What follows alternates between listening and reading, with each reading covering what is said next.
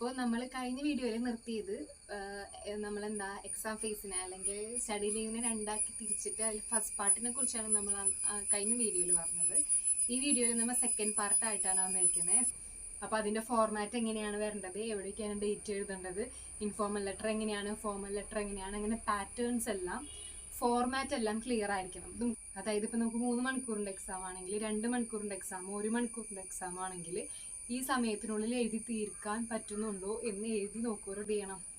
ഈ ഇക്വേഷൻസും ഫോർമുലാസും revision book നോട്ടൊക്കെ ഉണ്ടാക്കി വെച്ചത് മാത്രം വായിച്ചു നോക്കുക. എല്ലാ നോട്ടാണെങ്കിലും പ്രിൻ്റ് ആണെങ്കിലും ടെക്സ്റ്റ് ബുക്ക് ആണെങ്കിലും ജസ്റ്റ് ഒന്ന് വെറുതെ മറിച്ച് നോക്കുക. അപ്പോൾ ഈ വീഡിയോ നിങ്ങൾക്ക് എല്ലാവർക്കും ഉപകാരപ്പെട്ടെന്ന് വിചാരിക്കുന്നു. ഇങ്ങനെ ഓൾറെഡി ചെയ്യുന്നവരാരെങ്കിലും ഉണ്ടെങ്കിൽ അവർ ഈ വീഡിയോ കാണുകയാണെങ്കിൽ കമൻറ്റ് ചെയ്യുക. നിങ്ങൾക്കത് അപ്ലൈ ചെയ്തിട്ട് എന്തെങ്കിലും ലൈഫിൽ വ്യത്യാസങ്ങൾ ഉണ്ടായിട്ടുണ്ടോ, ബിഫോർ ആൻഡ് ആഫ്റ്റർ ഉണ്ടെങ്കിൽ അതൊന്ന് പറയുക. അതല്ല ഇനി അപ്ലൈ ചെയ്യാൻ ആഗ്രഹമുള്ളവരാണെങ്കിൽ അത് ചെയ്ത് നോക്കിയിട്ട് എങ്ങനെയുണ്ടെന്നുള്ള അഭിപ്രായം പറയുക. വീണ്ടും അടുത്തൊരു വീഡിയോ ആയിട്ട് വരാം.